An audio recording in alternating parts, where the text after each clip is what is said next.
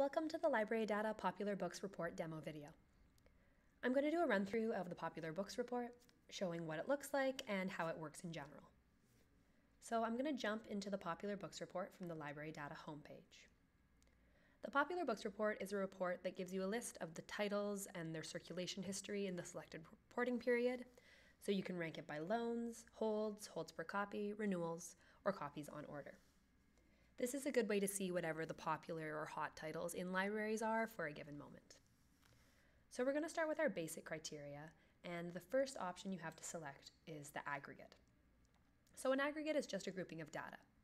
So for example, all libraries is all the data from all the libraries that are reporting to us. You can also choose a specific library system or a branch. The Quick Picks section here shows the recommended aggregates based on the ones you commonly use. So I have a couple available based on my searching history. To choose a different aggregate, you can click the Add/Edit Aggregate button to open a menu. This is the full aggregate selection where I can see all the different options that are available to me. So from there, you can filter based on aggregate type, province, population density, population served, budget tier or branch focus. You can also select a specific aggregate from the drop-down tree, or you can search for it in this bar. I'm happy just seeing the all libraries though, so I'm going to stick with that. Next up, you have the option to choose your reporting period. The default setting is the current week, but you can also do last 13 weeks, year to date, last 52, or a custom period. Right now, when I run the report, I'm going to see 100 rows, but I could also go deeper into the data, choosing up to 50,000 rows. In the next section, you can select which value you want to use to rank the results data. You can choose to rank the list of titles according to loans, holds, the holds copies ratio, renewals, or on order. It's also good to note that right now I'm looking at a 1 week period, so I could rank by all these options, but if I were to change to something multi-week, like say the last 13 weeks, it's going to limit my options and I can only rank by loans or renewals. So those are the basic search criteria, and if I wanted to run this report now, I would get a list of the top 100 titles for the all libraries. But there are also some advanced criteria that I can use to further limit my search. There are some options to filter by. I can choose to only view titles with Canadian contributors, titles available to order, or titles with illustrations. You can click one or all of these options to turn them on and limit your results by these criteria. One particularly useful one is available to order. This can be helpful if you're doing collections development work and you don't want to see titles that are out of print. You can also filter the loans and the holds by a threshold. So you could say, I only want to see titles that have loaned more than 10 copies, but less than 1,000. You can do one or the other, or both, and you also have the option to filter in the same way for holds. The subject selector lets you pop out a BISAC subject tree, and then you can navigate through to find any different number of subjects. So if I wanted to look just at, say, juvenile nonfiction, for example, I could select that here. Or if I didn't want to navigate using the tree, I can use the search bar up at the top. You can do the same thing for languages. Publisher, imprint, and distributor are all search fields. So if I say wanted to look at all books from House of Anansi, I can start typing in this box, and then it will show up and I can select it from there.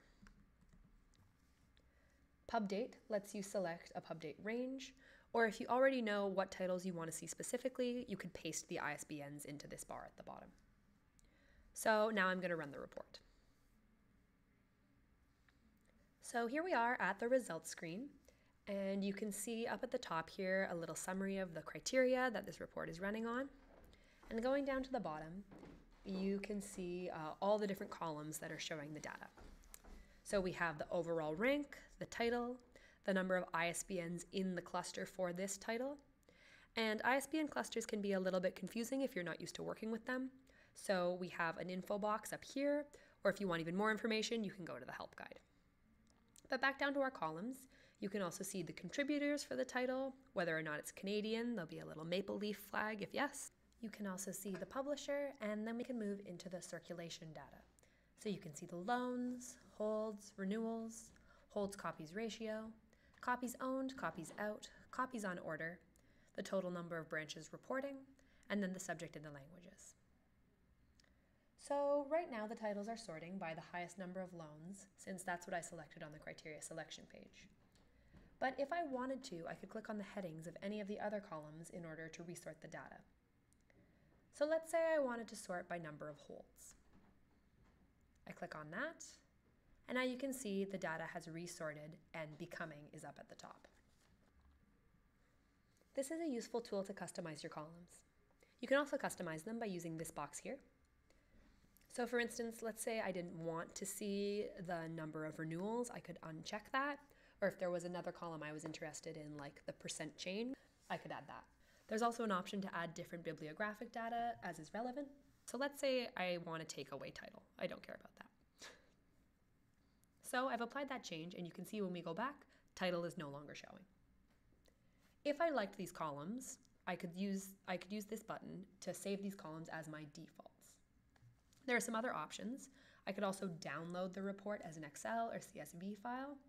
And if this report is one that's super useful to me, I have the option to save it. And every week I could receive a report on the top 100 titles in the all libraries for the previous week.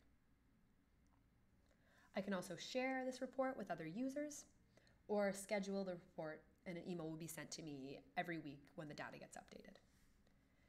This feature is available on any report in LibraryData, and it can be super useful if you find you're running the same report a lot. So that's everything on the Popular Books report.